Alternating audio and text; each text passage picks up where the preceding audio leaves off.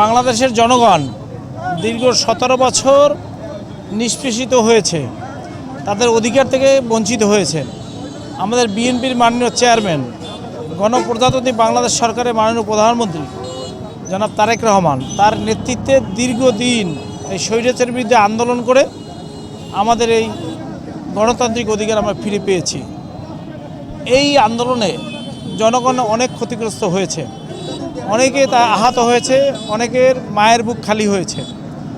তাই এই জনগণের কথা বিবেচনা করে আমাদের গণপ্রজাতন্ত্রী বাংলাদেশ সরকারের মাননীয় প্রধানমন্ত্রী তিনি সবসময় জনগণের জনস্বার্থে, জনগণের কল্যাণে চিন্তা করেন, কাজ করেন।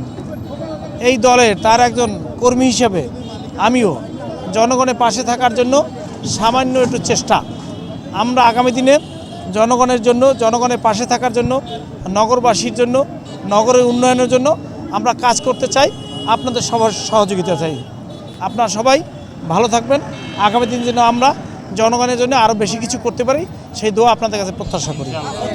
আমরা আজকের 500 লোকের দিয়েছি টোকেন। পরবর্তীতে আমাদের আরও প্রোগ্রাম আছে, আমাদের আজকে শুরু করলাম, সামনে আরও প্রোগ্রাম আছে। আমাদের বস্তি এলাকায় আমরা কিছু কাজ করবে। বিএনপির মাননীয় চেয়ারম্যান জনাব তারেক রহমানের পক্ষ থেকে আমরা এই উপহারটা আমরা পৌঁছে দেওয়ার চেষ্টা করব। ইতিমধ্যে আমরা কিছু কাঁচামাল আমরা দিয়েছি। তো আমরা বস্তি এলাকায় যারা গরিব দুস্থ অসহায় আছে, অনেকে আছে তারা অসহায়, আর্থিক সঙ্গতি নেই, কিন্তু তাদের একটা লজ্জা, তাদের সংকোচ থাকে, তো তাদের ঘরে বা তাদের বাড়ির দৌড় করে আমরা পৌঁছে দেওয়ার চেষ্টা করবো ইনশাআল্লাহ।